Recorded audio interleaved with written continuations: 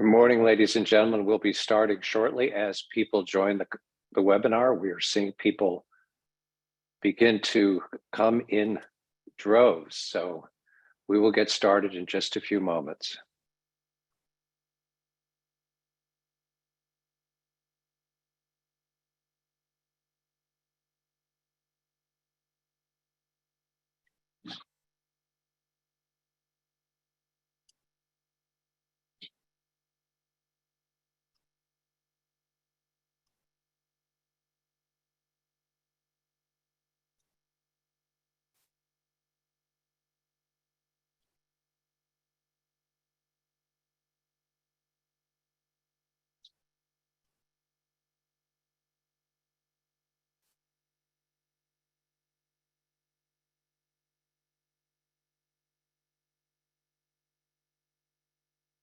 Thank you all for joining us. Give us just a moment as attendees, registered attendees start to join the conference. Just a moment.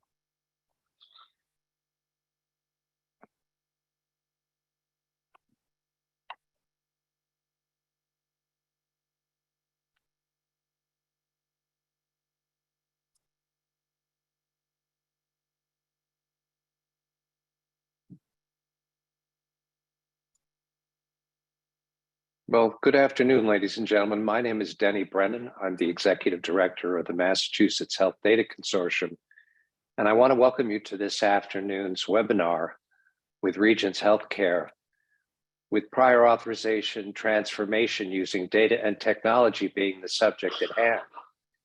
As many of you know, we are anticipating that CMS will drop the notice of proposed rulemaking for prior authorization sometime between now and possibly the end of this year or into January. And based on our knowledge of that rule and based on our knowledge of the advancement of technology in the market, we know that we're moving prior authorization from a process that is intensively manual and burdensome to patients, to providers, and to payers into one that's increasingly automated, increasingly transparent, and increasingly standardized.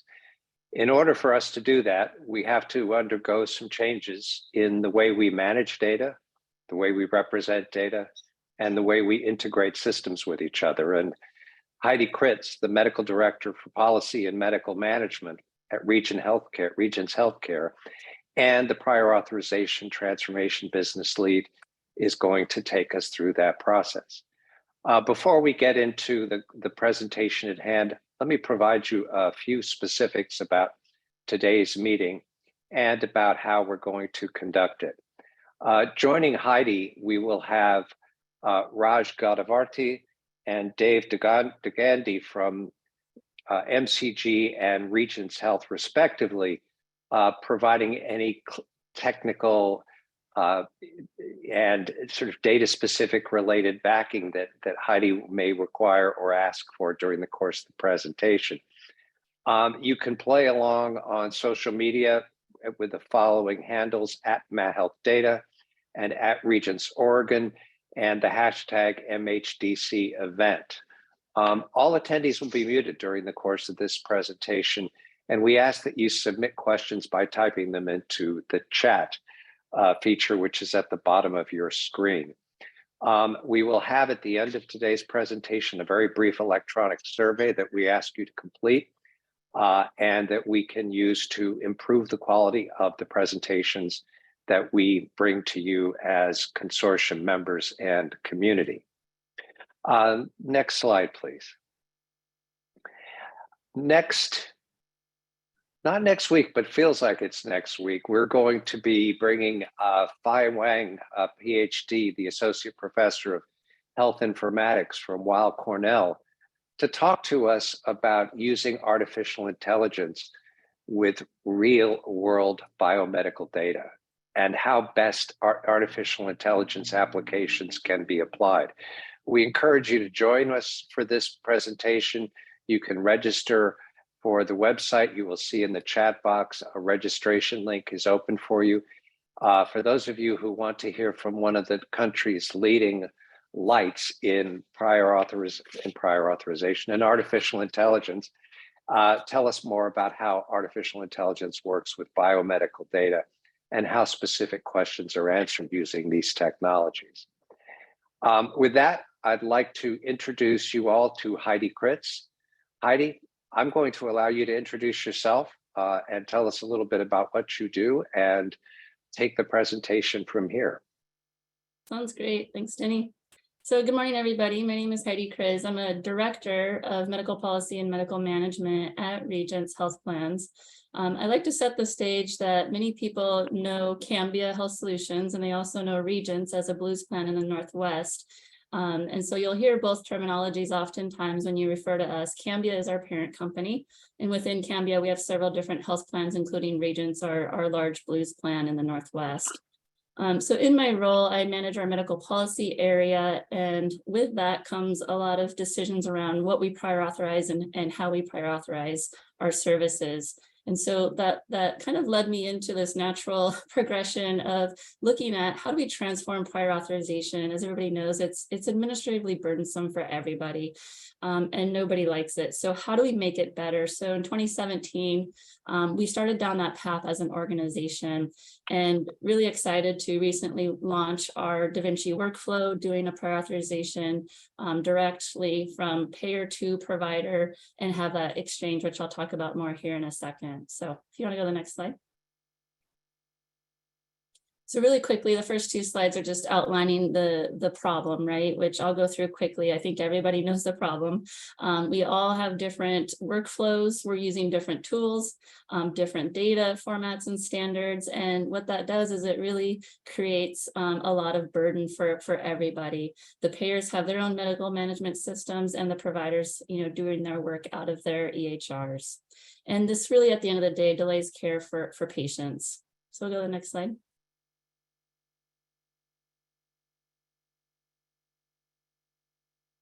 Next slide, please. Did it advance? There we go.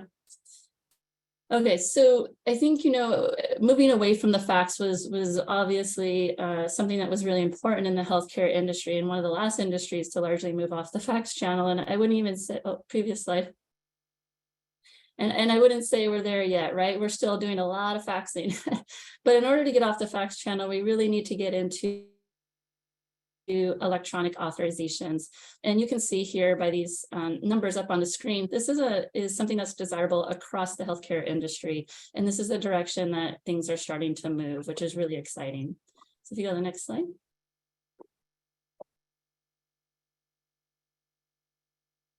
So in 2017, we brought together a leadership group at Regence to really largely think through prior authorization and how we could really flip it on its head, not just automate it through EOS, but what was our ultimate end goal? And the ultimate end goal at the end of the day for us was to enable providers and our members to have point of care conversations when it matters most. Not for somebody to hear that they have a cancer diagnosis and they leave the office not knowing exactly what their health plan covers and what they don't cover, so that they can have meaningful conversations with their providers. So this is our vision, and this is what we are actively working towards. And in order to get there, we're going to need technology and as much automation as possible to make this timely. Go ahead and go next slide. So once we outlined what our vision was as an organization, we started to take the steps to get to that end point. And we knew we needed an organizational-wide commitment to make this happen. It's pretty interesting when you take a look inside a health plan, how many different processes, platforms, and teams it takes to administer a prior authorization start to finish. So we needed organizational commitment, and it came down originally at the starting place from our CEO. And you'll see this picture on the right-hand side here. This was actually a group that the CEO put together to actually put down our ideas and make a proposal about how we were truly going to transform the process. And I think this is kind of funny because we're using sticky notes to transform prior authorization. But what we decided was interoperability was the key to that transformation. We needed to have that direct communication and exchange with our providers in their workflow. Go to the next slide. So this was the map that we are working towards, and I'll say we just launched DaVinci workflow about 5 weeks ago now. So super exciting to get to this end path because it's been about 5 years in the making, where we started with fax. So if you look at the top row here, this is where we started out. We had the fax channel, everything came in. It was highly manual and was not timely. When we decided to move off the fax channel, we developed an electronic authorization process. This was actually pivotal for us to develop the foundation of what we were able to do in the interoperability workflow. So when we launched that EF process, we had a lot of decisions to make as an organization. We chose to build out several different rules engines and platforms. While this was a step in the right direction, it really didn't get us to that interoperable workflow because the providers are still having to leave their native workflow in the EMR to get to this. So a lot of health plans that are doing electronic authorization all have different portals or vendors that they use that requires the providers to leave their workflow, and that's not ideal. It's also still highly manual, right? The human still has to go in and fill out most everything inside that workflow. They have to pick the policies, they have to pick the criteria, they have to do all the forms to fill out, even if there's to understand if there's a PA or not, and then upload all the clinical documentation out of the EMR and then put it into this separate portal. So we knew that wasn't ideal, but again, like I said, it really did serve the foundation for us to move quickly into this next row of interoperability. Once we were ready for that step, it was great timing because the DaVinci project was formed and we were a founding member within that project. And so we knew that that would be a great opportunity to collaborate with other payers, provider organizations, and technologists to really accomplish this workflow and prove it out. And this is where things start to get really exciting because when you have that direct connection payer to provider, you can really start to automate the process as much as possible. And we met with our providers to talk through that. What did we want to automate and how? And I'll talk a little bit more about that here in a second. When you move over to the right side of the box, what's exciting about the electronic authorization workflow is then you can really start to use that data and use things like AI to drive faster decisions. And that's where we get really exciting because we're moving closer right to those point of care conversations. We'll go to the next slide.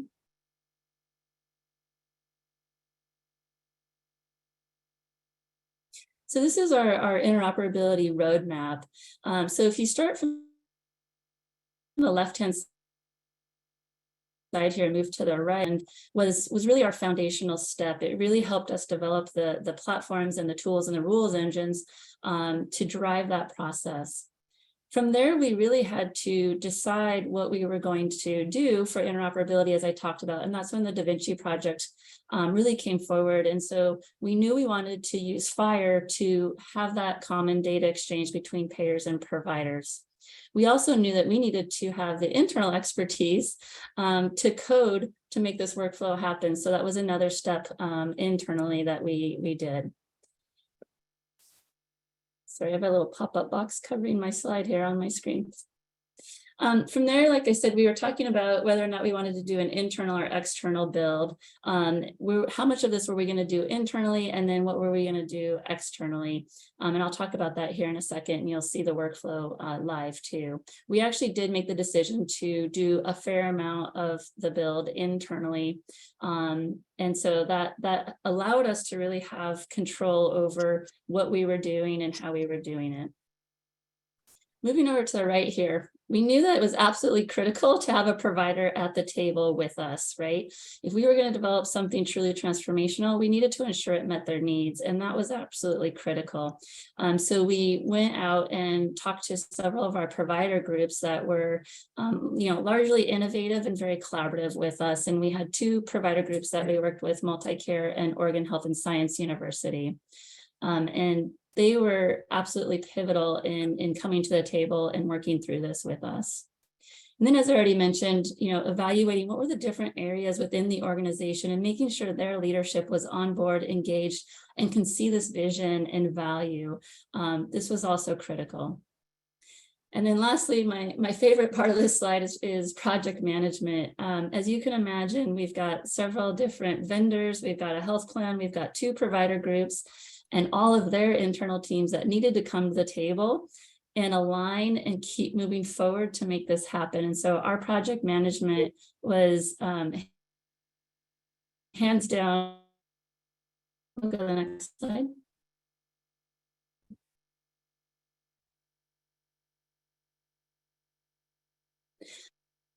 Okay, so as I mentioned, we identified our provider partners, and this is the framework that we use to move through the process with them. So first we needed to understand their PA requirements. This was one of the more critical steps, I believe. We actually did literally sit down and document what was the step-by-step that they took to administer a PA and what were their requirements. And with their requirements, we had to prioritize that, right? We wanted to go out with something that was truly transformational for them, but we couldn't obviously do everything they wanted us to do. So we got those requirements and we prioritized them and then mutually agreed on what was our minimal viable product that would make this better. But we also didn't want to take 5 years to develop it, right? So we really came to the table to collaborate on that, which was really exciting. We also, as a payer, documented our workflow, so we were transparent to them about the steps we were taking as well. Once we did the requirements, then we matched up, like I said, what our workflow would look like, what those requirements would be, and what we prioritized as in and out. And then started to develop wireframes for them to take a look at and comment on. And this was really enlightening to see how they fill something out or how they think about it, what it should be called, which forms and fields do they automatically populate the date? Do we leave it blank? I mean, there's so many little things that we talked through with them. Once we developed those wireframes and got those requirements nailed down, then we did do a formal sign off with our pilot providers and then for Regence internally. In order to make that interoperable connection, right, we had to have the EMR vendor at the table with us. And so we made the decision, because the majority of our providers use Epic today, we made the decision to do this first with Epic. So that was the direction we went. And now today we're looking at other EMRs as well. We went off and started to build the workflow based on those wireframes that we developed and went into testing. And then we went live about 5 weeks ago, which is really exciting. And now we're working with our provider pilot partners to implement this and continue to get feedback. So of course, we didn't get it right the first time 100%. So we're seeing a few things here and there now that it's live that we've gone back and have made some small changes and tweaks to ensure that everything is working smoothly for our provider partners. So we can go to the next slide.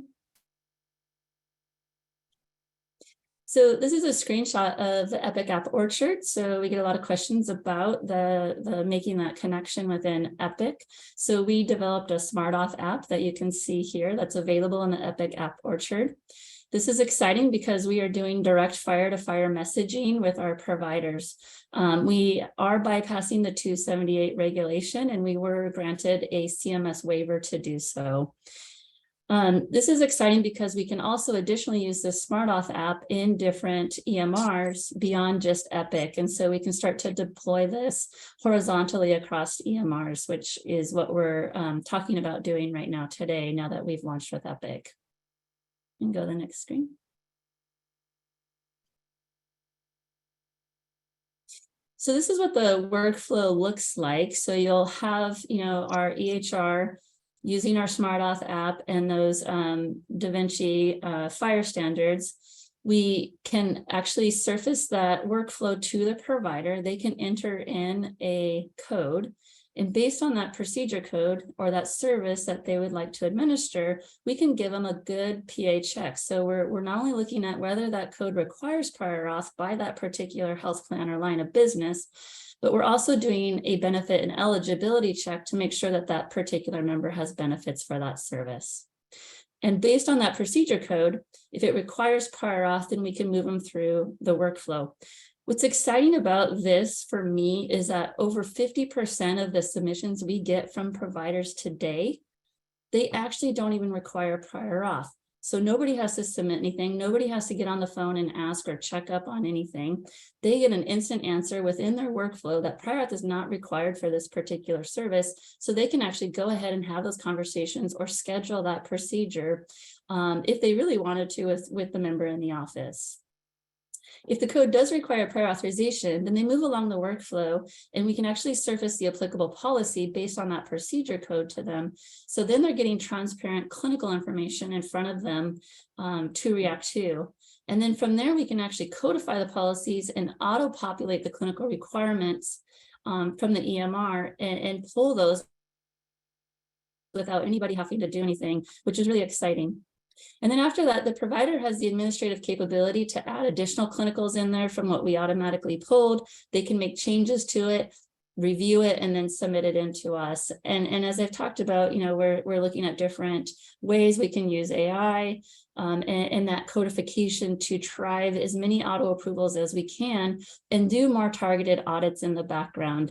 And so we can actually dictate by policy what approves, if the criteria is met and the clinicals we've pulled, or if we want to pin something in for human review. So as a health plan, for example, a varicose vein type of policy, we're never going to auto approve. We're always going to take a look at that with a human, but we've auto populated a lot of different things. And so what that does is help us ensure that we get the right information the first time, so we don't have to pin for additional information, which oftentimes delays care, takes a lot of administrative burden for the plan to contact the provider to get that additional clinical information, and the provider has to submit it back to the health plan. So we're trying to get that more automated to relieve some of that administrative burden. Okay, we'll go to the next slide. This is a screenshot of the workflow here. So you can see on the left-hand side here is the criteria. So this is a cervical fusion request. So on the left is all the medical policy criteria that's required to get medical necessity and payment by the health plan.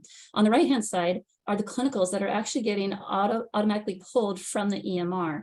So this is really exciting because then from the clinicals on the right-hand side of the screen, you can see them populating against the criterion requirement on the left-hand side of the screen. So urinary incontinence is in there. You can see it flagged and then also highlighted on the left-hand side so that providers can see, oh, okay, this person already met several of the requirements.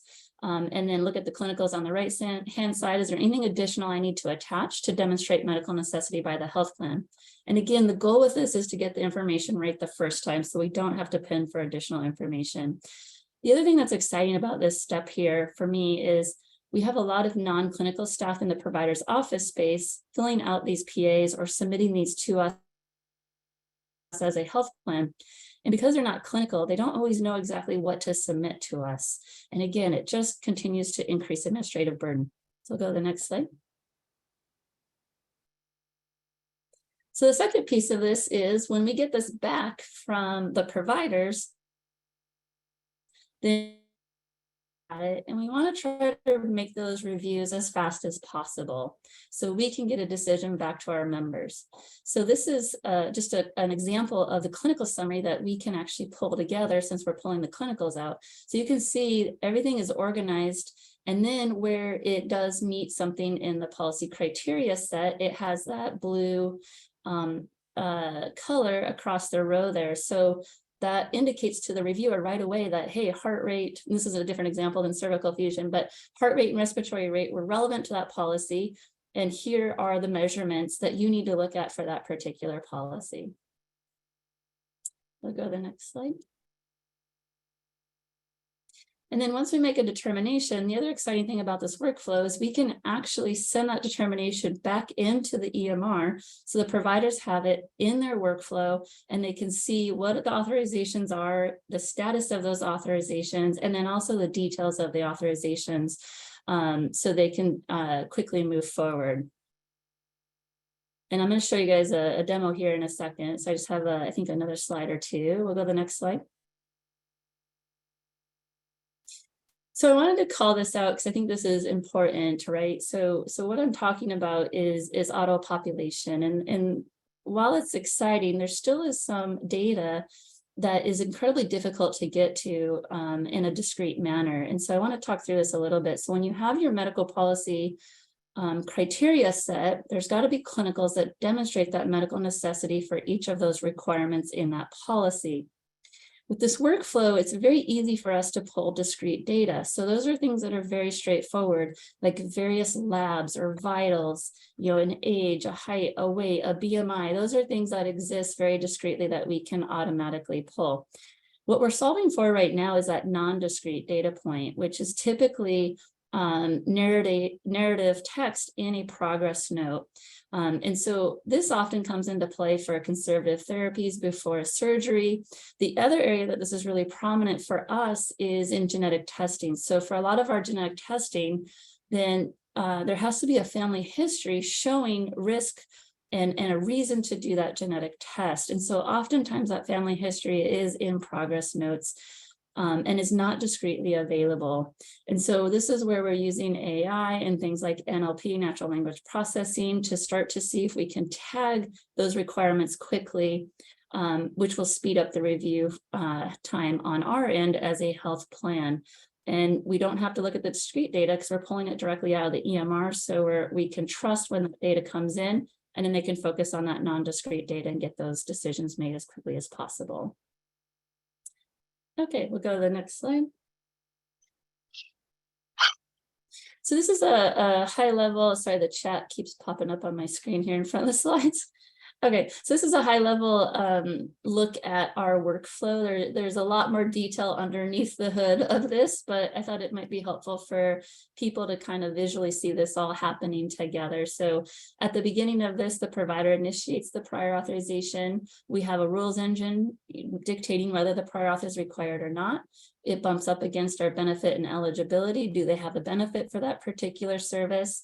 And then what's exciting is we have a third rules engine we've built out, which is our PA exceptions rules engine. So there are certain PAs or certain providers that actually don't have to submit PA to us.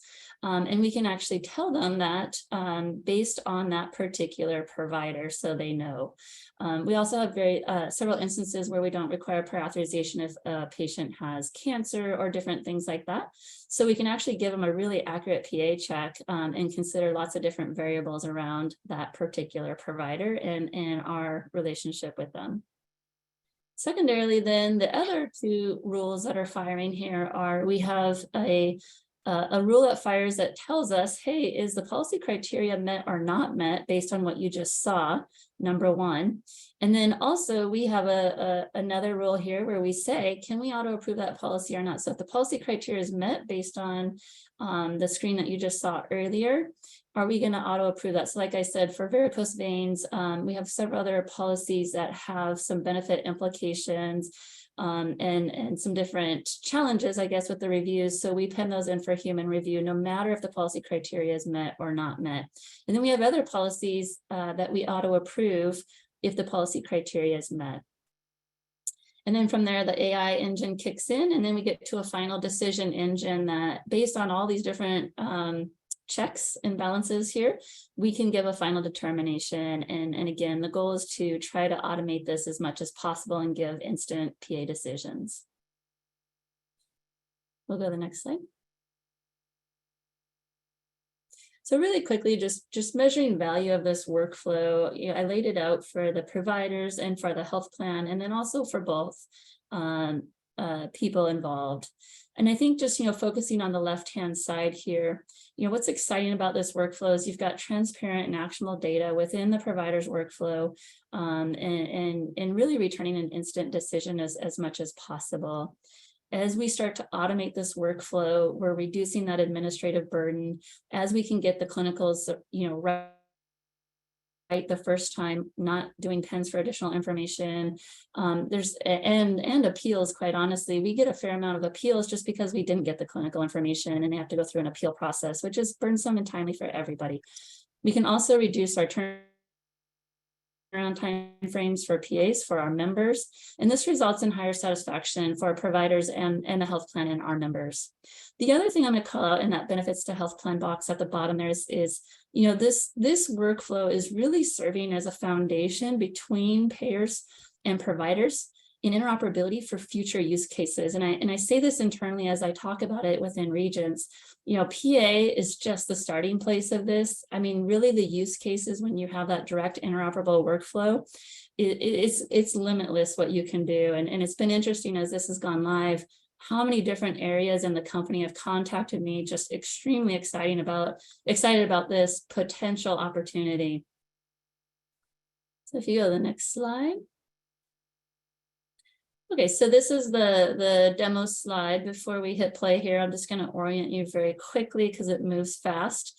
We're launching a simulated patient, which is Abby anesthesia. We're going to launch it out of Epic, and then from there, we'll take you into our SmartAuth app. So you'll see that workflow, the PA check happen. We've auto-populated some of those fields. We also have a provider search. So when they put in the name, you'll see the demographics auto-populate. And then from there, you're going to see the policy criteria, the clinicals, and then you're going to go into our management system, which is Clinical Care Advanced, or CCA. And you'll actually see that patient load into our system. And this is a policy example that does auto-approve when the criteria is met. So you'll see that auto-approval happen instantly and then populate back out to the provider's dashboard within their EMR. So if you want to go ahead and hit play, and I'll narrate this really quickly. So we'll launch the PA from this particular patient. So it's opening our SmartAuth app here. We auto-populated the member's information. And then what they'll do is they'll go through and fill out the rendering provider. So you can see this is our provider search right here. So it automatically populates the demographic information once they enter the name of the provider. And then they're going to tell us the place of service, and then also the procedure code and the diagnostic code. So this is an endometrial ablation that's happening. We'll hit continue. We're saying we just ran our PA and eligibility check. We're saying prior authorization is required for this particular code. So then they can continue on the process. And then we're asking if the requesting provider is the same as the rendering provider. And then we're going to open up, based on that code, what we can do is open up the policy and demonstrate the criteria that needs to be met. So if you want to go ahead and pause it real quick. I'll just talk to this for a quick second. Thank you. Okay, so on the left-hand side is the criteria requirements for an endometrial ablation to be medically necessary. And then on the right-hand side are the clinicals. So based on that policy, you can see that we already pulled the clinicals out of the EMR. And where there's a match to the criteria, you'll see that also happen. So cervical stenosis is on the problem list there. You can see it highlighted in that blue row. And it auto-populated down there at the very bottom of the screen. You can see there's a darker blue box around that criterion requirement with a date and time stamp. So that is one of the requirements there that was populated and helps demonstrate medical necessity. So now the provider can just select on this particular policy, A through D has to be met, so they can look at that transparently within their EMR to see what those requirements are and then select them if they are met. So you can go ahead and hit play now.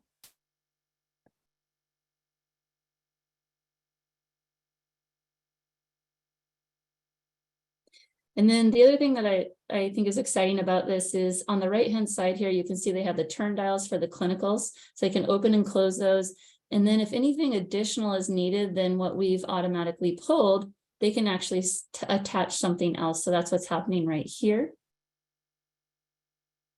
And then they'll continue on. And then on this screen, they can indicate to us if something needs to be expedited. And if not, they'll hit next. We give them a summary of what they just submitted to us. They could double check it. And then it's going to go into our Clinical Care Advanced system. So we're telling them right now it's pended, so it's coming into us. And all of our rules engines are going to fire. And you can see here actually right where that mouse is right now, we actually auto-approved this particular request. So now it's going back out to their dashboard. That first row is Abby anesthesia, the PA we just submitted, as if they don't remember. And then from there, you can see it actually approved. So you can see it change to approve almost instantly on their dashboard. So this is the demo, and it's super exciting to be able to show this to you all. If you want to go to the next slide. Okay, so I'll just start to wrap this up. I think, for me, what's exciting about this, and we actually met with our pilot provider, Multicare, and some of their leadership yesterday, and there was a lot of mutual feelings around the fact that what this has allowed us to do is really bring the payer and the provider together to solve a problem that is really near and dear to their heart, both of our hearts and our patients and members, right? We can do better, and it is possible. And I'm hoping that people will start to see that payers and providers can come to the table to make things better.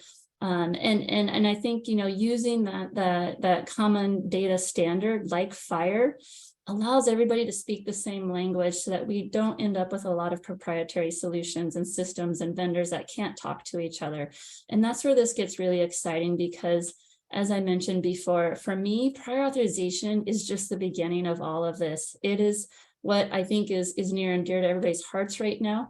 But the use cases with this workflow, once we have that connection and we're using that common standard, is limitless. And I just put a couple other areas. We do have other use cases using FHIR. So we've looked at gaps in care. We're doing a few others that I think are extremely excited, and our providers are really excited about.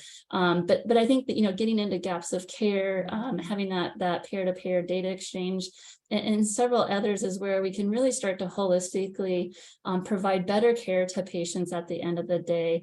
And that's when this gets really exciting for all of us. So with that, I'm going to stop there. I know there's been lots of questions in the chat. I haven't been looking at any of them, and I'll just open it up. Well, Heidi, we have a lot of questions. And let me just go through those that are still standing out for us. Let me start at the top here and see, are providers entering information based on the payer's information request, or is the app pulling information from the EHR directly? Does the provider give blanket permission to pull discrete data, or is there a mechanism in place to ensure that the data that's being pulled is the data that's necessary for the PA request? Yeah, so we with our pilot providers kind of sat down and with our reviewers and kind of established what minimally do we need to pull to ensure, again, that we don't pin for additional information and we get those kind of core areas that we're typically looking for, and the timeframes. So we've put timeframes on each of those requirements within the EMR of what we're pulling collectively. And then, like I said, the providers will have the ability to select or deselect different things that they want to or don't want to submit to the payer themselves. Terrific. Hit that submit button. We had a number of questions. One was, what would be the technology hurdle to have the interoperability available to EMRs other than Epic? You indicated that you're looking now at other EMRs. FHIR is EMR agnostic, but can you talk a little bit about what those next steps are to add those additional EHRs to this capability, to this process? Yeah, so that SmartAuth app that I had showed earlier is really that's how we're going to have the ability to do what we've already done with Epic.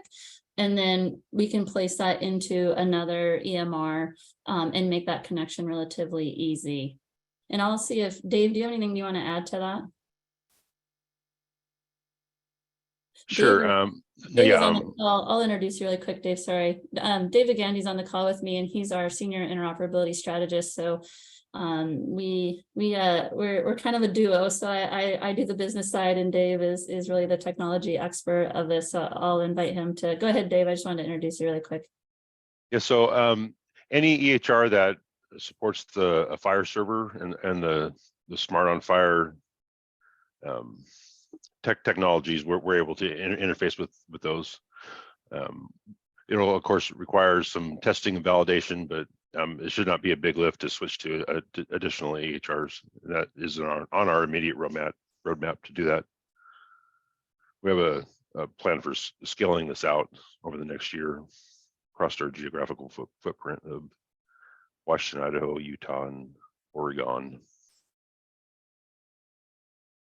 I think one of the things to stress too is that with fire and with the implementation guides, conformance to the data standards and the integration standards, the fire-based API standards, the entire purpose of that, or not the entire purpose, but one of the major purposes of that is that the type of EHR on one end, the type of care management system or whatever system the health plan uses on their end becomes an issue of compliance rather than or conformance. Those systems will all be required to adopt fire capability. We know that ONC has, and Raj, you could probably talk to this at some extent, ONC has certification criteria in review that regarding prior authorization support being one of the capabilities that EHRs must have if they're going to be certified. Could you talk a little bit about that? Yeah, I think there are a couple of questions around that. Let me state what DaVinci is, because a lot of people are confused when we introduce that word. So under the HL7 umbrella, a lot of private stakeholders like Cambia and many others came together and started this group called DaVinci. It's a kind of a code name for this set of use cases. One of them is the prior authorization use case, where they have come together and said, if we have to automate a process for prior authorization between a provider and payer, what interoperability standards we need to create so that when we implement once, then we can scale it to others. To Dave's point that Regence implemented once, now they have all the pieces ready on their side. When the providers have the fire support, they can use this. This is not another implementation for them. So what the CMS is looking at is that picking up the DaVinci standards in terms of the implementation guides. So implementation guides will have specifics about how should we implement these interoperability standards to exchange the data from the point of care inside the EMR all the way to the payer and back and forth. Whereas ONC comes into picture and say, we look at all the capabilities and what is the best way to certify these EMRs so that they can support these capabilities. So I'm one of the high-tech committee member in ONC, and we have reviewed earlier this year as a task force to look at, along with Dave and many others, what capabilities we should look at so that we can create a path of certification so that EMRs will have these adoption and support so that we can scale across the board. Terrific. Thank you, Dave. I was also on that high-tech advisory committee, a subgroup for the certification aspects. And coming out of that, there was a determination that there was a need for payers to also start to be certified. And so we can show true interoperability, because unless you certify all endpoints involved, you're going to have problems with your interoperability. So I would expect some payer requirements to come out of that effort also. Thank you. We've had a number of questions related to behavioral health and the unique challenges associated with behavioral health prior authorizations. Could you address how you're doing those, at least technologically? I understand that there may be some policy or legal requirements that can be limiting, but can you talk a little bit about how behavioral health prior auths are handled? One question is that in New Jersey, providers have the option to do a live call for prior auths. How do you handle these kinds of more complex areas for prior auth like behavioral health? Yeah, that's a great question. And there are, as we do this, there's more and more complexities, right? That as a team is we start off with something that works. What can we do today? And then what are we going to build upon from that foundation to get to where we want to be tomorrow? And that's how we tackle every single thing in this workflow that I've talked about, really honestly. And that's what I keep communicating internally is we have to outline what that roadmap is, because if we don't start somewhere, then we never start, right? It's so complicated. So behavioral health is actually one of those, and it's a great question because it's something we actually have been talking about very intently the last several weeks. Today, what can happen is a provider can submit a behavioral health request to us in these workflows.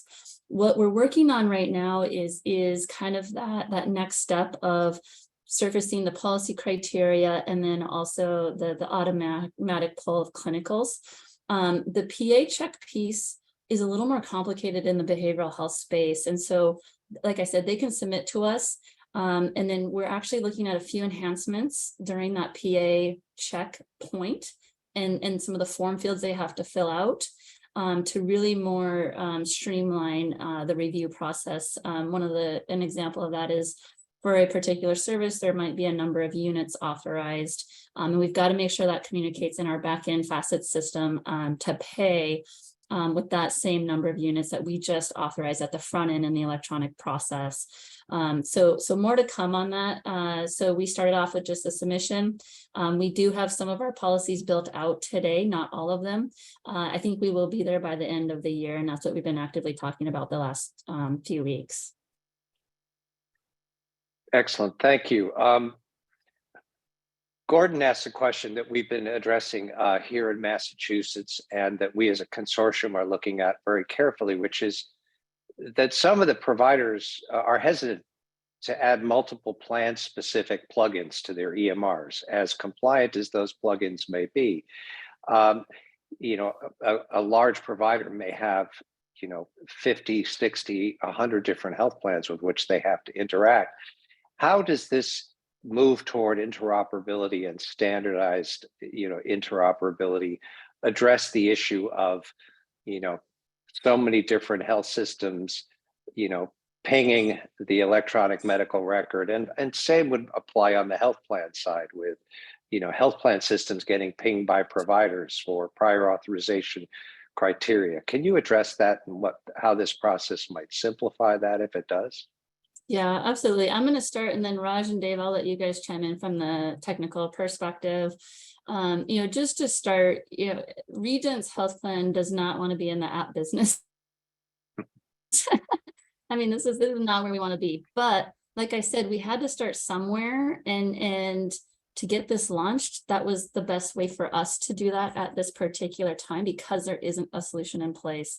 Our goal is not to have the Smart Auth app in every provider's EMR long-term, but in order to do it today, that's what we built out. So we're using that today until something becomes available tomorrow. And we're hoping with some of the rules that are potentially coming down the pipeline, there'll be a more central way providers can do this outside of our Smart Auth app. But I'm going to let Dave and Raj comment on that from their perspective, in a technical way.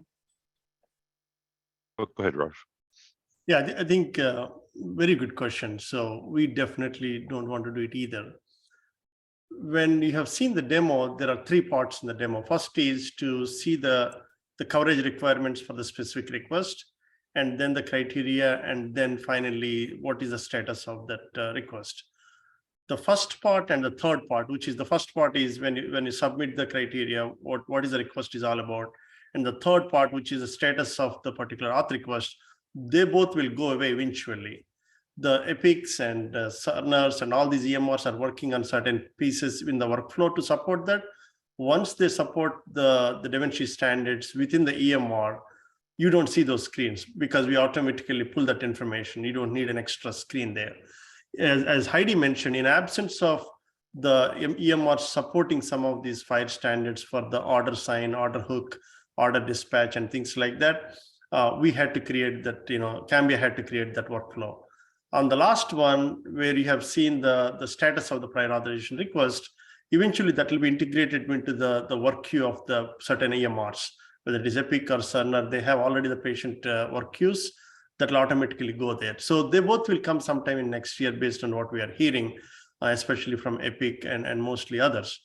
The middle one, where you see the criteria and automation of that criteria, selection based on the clinical data, that is the only plugin eventually every provider will see as needed. If it is not auto-approved, if it requires additional clinical documentation, that is what we call documentation template and rules. So the standard says from the interoperability perspective, no matter who is creating the DTR app, they should adopt the same standards. That means if MCG is creating a DTR app, not only MCG shows MCG guidelines and payer policies, as long as the criteria that payer selects, comes with the interoperability standard, which is a FHIR questionnaire and CQL, we will show that content on the DTR. It is just an app. It is not a proprietary app. It should support the standards. That is how we have built it, and that is how everybody should build it. So the goal here is providers are not seeing multiple apps and multiple plugins. They see what is needed to complete the prior authorization. Thank you. A number of questions regarding the types of carve-outs or unique relations that a health plan might have with providers. How does this system and its process handle providers who are exempted? You did describe that there are some providers who are maybe exempted from pre-certification or prior auth for a particular service or drug, or as we call gold carding. Can you talk a bit about how the system can support that kind of relationship between a health plan and a provider? Yeah, and I don't know if you want to back up to that rules workflow slide I had. We don't have to, I can talk to it, but that slide kind of gets to the answer of that question. So to answer your question, yeah, what we did is we have a PA check that happens. We have the benefit and eligibility check, and then we have an exceptions check as well. So the PA check will happen. So if the code requires PA, then that exception rules engine can actually fire in. And we've built that to be pretty dynamic. So we can drive that by provider if we want to. So yeah, if they are exempted from a particular prior authorization for certain codes and not others, we can tell them that exactly when they have to submit prior auth or not based on that provider. And there's several other rules and functionality that we can use around that. Thank you. Let me go back to questions. How do you do prior authorizations for dual, Medicare, Medicaid, for dual eligibles? I mean, this may be a case that you're looking at, but you haven't done yet. But if, for example, a member is covered by Regence, but the Medicaid coverage is with another MCO, for example, is there a process that you are envisioning for dealing with dual eligibles and the kind of coordination that's required there? So Regence as a health plan does not have Medicaid. So we don't have to deal with that yet. So that is going to be a complexity to work through if we do take on Medicaid in the future, but we don't have Medicaid right now. What about, again, these are always, it's wonderful at what you've done in terms of, taking prior auth and making it work for medical use cases for a pretty broad range of medical policies. But then we get into things like drugs, as we mentioned before, behavioral health, imaging, some of which may be carved out and provided by third-party organizations. Can you talk a little bit about how you see the prior auth process moving when it comes to drugs, imaging, and other aspects of care that may be outside of the health plan's direct administration? Yeah, so what we've done in our eAuth process outside of this DaVinci workflow is we do have single sign-on capabilities with our vendors that do utilization management. So we use AIM and Evacor in the advanced imaging and then MSK space. So we do have single sign-on where the providers do the PA check, all of our rules fire. So we tell them if it requires PA, and then we'll tell them if it's not by Regence and it is that third party, then we drive them over to that website to submit the PA seamlessly for them. So that's exciting. With this DaVinci workflow that we're talking about today, we are in active conversations with our third party vendors. to try to accomplish our providers being able to have the same experience, no matter if it's Regence or one of those third-party vendors. And I'm really hopeful that we can get them engaged relatively soon here, and that's our next step. As far as pharmacy goes, for medical drug, that's also on our roadmap. We definitely can plug them into this workflow, which I think is really exciting, and they're really excited about it. The complexity that Regence has internally that we're working through right now is the capability is there for the workflow. However, they use a different management system than we use, and it's actually their own homegrown system that they developed. And right now our two systems don't talk to each other. And so we've got to make that technical integration to the two systems, and then we will be ready to have medical drug inserted into this workflow as well. So that's also on our roadmap. Hopefully sooner rather than later. Terrific, thank you. Does the PA dashboard integrate back into the EHR so that the authorization numbers are integrated and available to providers? We see that a lot in Massachusetts. You know, Yeah, so what's right my now, confirmation number? Yeah. So what we're doing right now No. is we're gonna surface the determination back, and then that's on our roadmap to actually give the information so it can be ingested downstream by the providers. So we're hoping to do Dave? that in Q1. So hopefully very soon here. Okay. Dave, did you want to add something Dave, to it that? sounded like you were going to add something to that. Yeah. When you added the part and down the roadmap, we will actually put it into the EHR. Yes, you're right. Yep. Sorry. As one of the concerns we hear when we talk with providers about prior auth is they get a prior auth and then there's a claims-based denial down the road. And if they have some way of auditing or going back to the health plan with a confirmation or authorization number, they can adjudicate those that much more quickly. So appreciate that.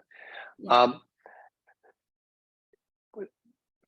For the rules used to set up a smart app, they seem large. Does that fall on the EHRs or does that fall on each payer? Do the smart apps handle these relationships, or is the provider responsible for the relationship and setting up with their payer all of the rules associated with that smart app?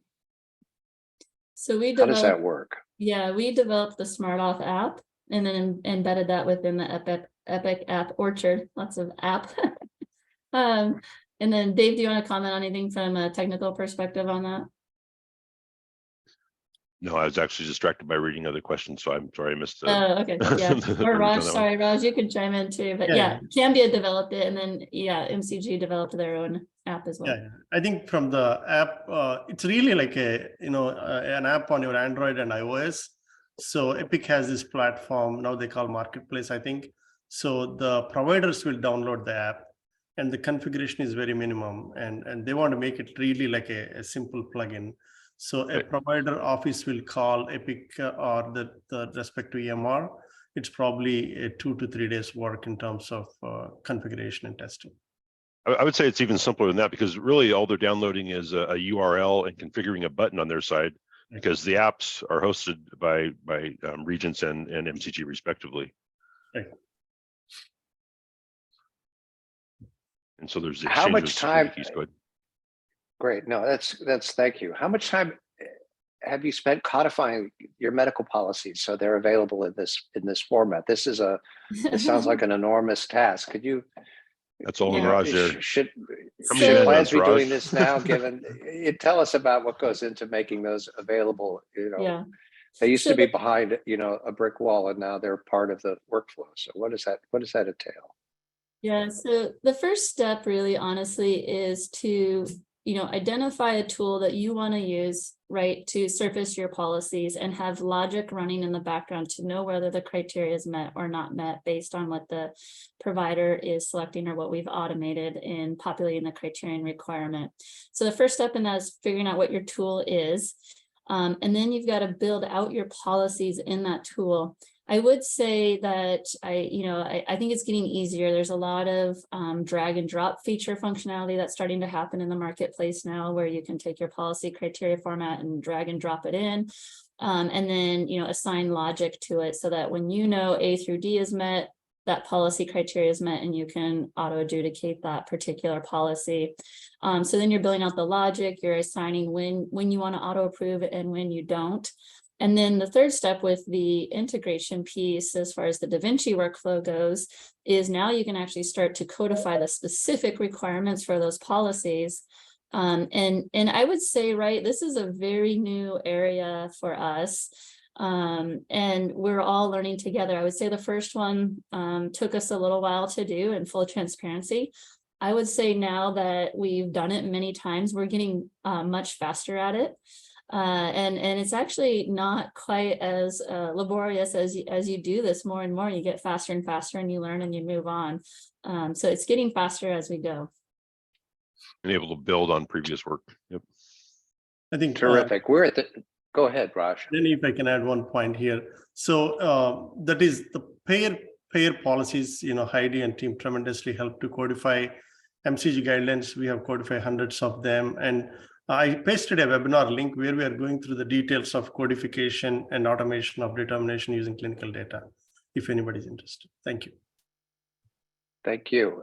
We are at the top of the hour, and I want to thank Heidi, you, Dave, Raj, especially Regence, for providing us this terrific overview of some fantastic work that you're doing and that we're trying to undertake on a statewide basis in Massachusetts. It's always great to follow leaders who are taking the lead and doing something as complex as this. So we thank you for your time today. Ladies and gentlemen remaining in the audience, we want to thank you for joining us today. Please take a moment to complete the very brief survey that is at the end of today's presentation. And with that, we're adjourned. Thank you all. Happy to help. Thank you. Thank you.